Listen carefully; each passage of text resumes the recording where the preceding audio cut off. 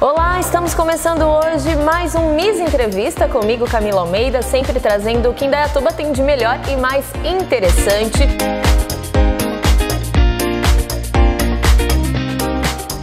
E hoje nós estamos com um convidado especial, ele que é nascido em Campinas, tem 48 anos de idade, mas é filho de Vanderlei Pérez e Maria Bernadette Angarter Pérez, vereador e engenheiro civil, Alexandre Pérez. Seja muito bem-vindo, Alexandre, obrigada pelo espaço, né?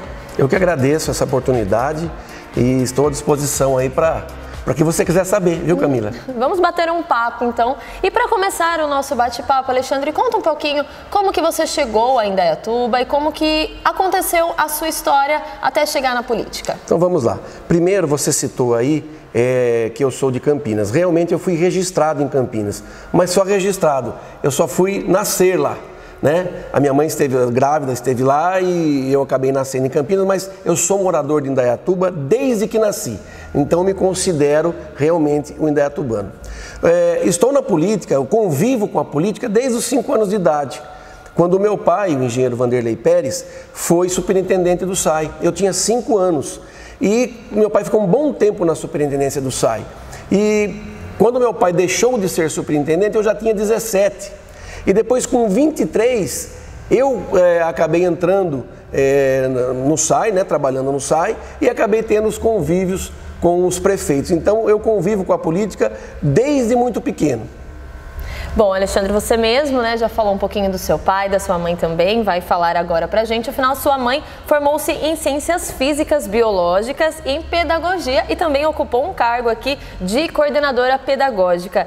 O seu pai, então, superintendente do SAI, fala um pouquinho dessa questão de família em relação aos exemplos. Se para você eles sempre foram e são ainda o exemplo do que você quer se tornar, do que você vem buscando sempre também na vida pública. Sim, os meus pais são exemplos para mim, é um orgulho.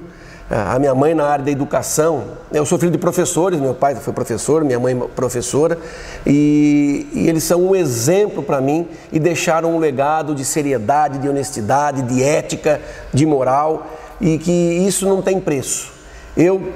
Quando eu tomei posse aqui como vereador, em janeiro de 2017, dentro do meu discurso, eu disse que queria fazer um mandato muito sério, porque eu queria deixar um legado muito gostoso, muito sério para o meu filho. Eu falei, eu quero que o meu filho ouça falar de mim lá na frente de uma maneira muito carinhosa, né? E, portanto, eu toco a vida pública da maneira mais séria possível. E Alexandre, já falando então um pouquinho sobre filhos, você é casado, tem um filho, e como que é para ser pai hoje? Fugindo até um pouquinho da política, com tantas coisas, né, tanta tecnologia, às vezes os jovens aí muito mais conectados, né, do que às vezes até no bate-papo com os pais. Como que é para você? E também misturar a vida pública, né, como que é gerenciar essas duas partes? Sim, eu fui pai tarde, né, eu fui pai com 42 anos. E a vida muda completamente, é outra vida, né? O valor que você dá para a família, o carinho que você tem com o filho não tem preço. E hoje, essa molecadinha de hoje, ela está tão antenada na tecnologia, o que não era comum na minha geração, na sua sim, mas na minha geração, então é uma coisa que a gente aprende todo dia com eles. Uhum. E a gente tem que ser cada vez, pelo menos eu sou, cada vez mais sério, cada vez atuando cada vez de maneira mais correta, porque é isso que eu quero deixar para eles, entendeu? Eles são muito rápidos, né? Então a gente também tem que acabar se adaptando um pouquinho, né? Sem dúvida, sem dúvida, sem dúvida. E dá tempo para ter um pouquinho, assim, desses momentos de família, mesmo com a vida pública? Dá, a gente não pode, a vida pública não pode ser prioridade. A prioridade é a família e eu dou prioridade para a família. A vida pública, ela tem a sua prioridade também, mas é ao lado e não à frente.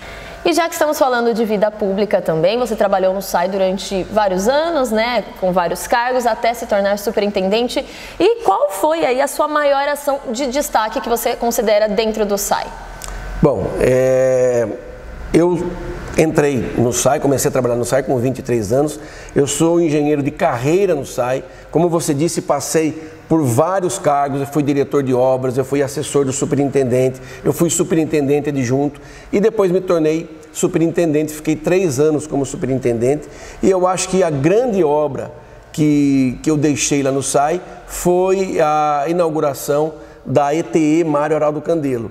Indaiatuba tratava menos de 10% do esgoto quando eu assumi. E quando eu deixei a superintendência, Indaiatuba ela estava com condições de tratar 100% do esgoto. Então isso foi um grande legado para o meio ambiente, para a sustentabilidade e tem outras coisas. A gente fez muita coisa lá no SAI, viu?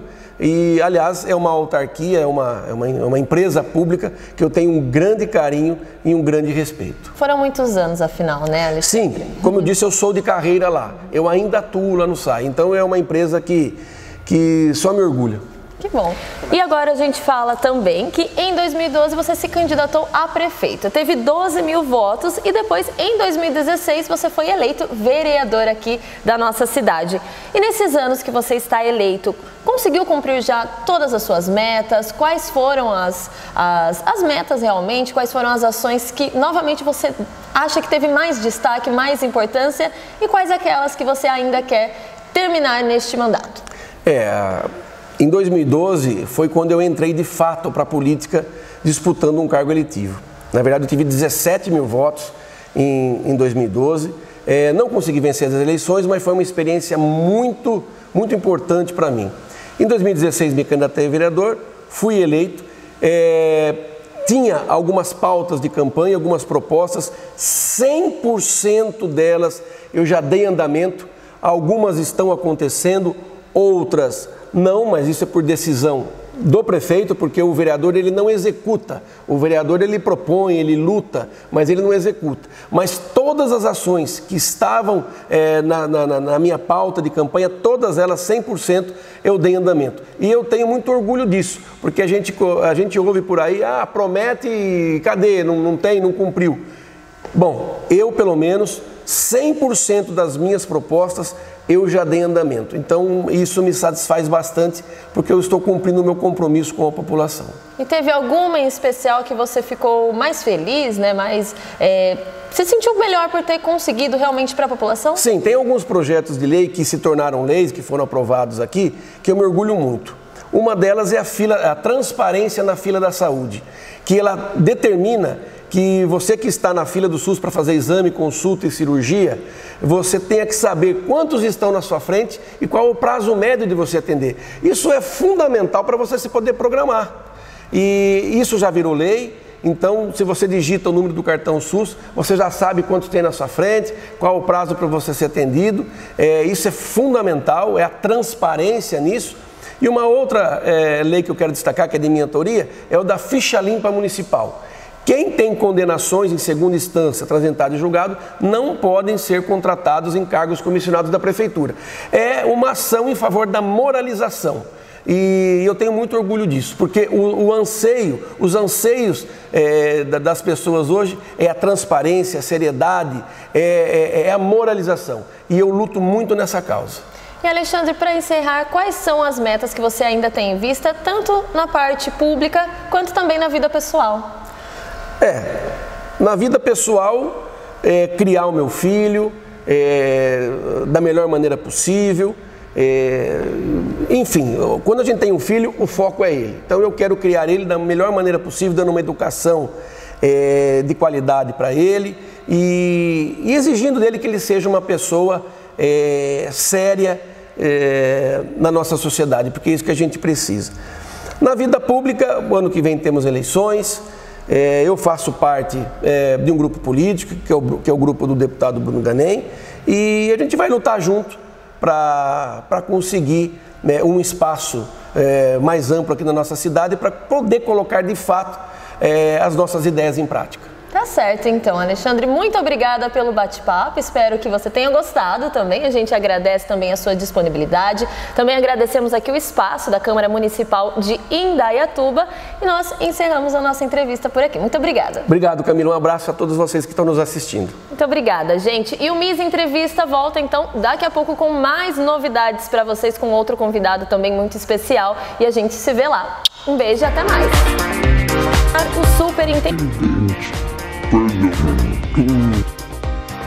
Eu vou repetir essa, tá?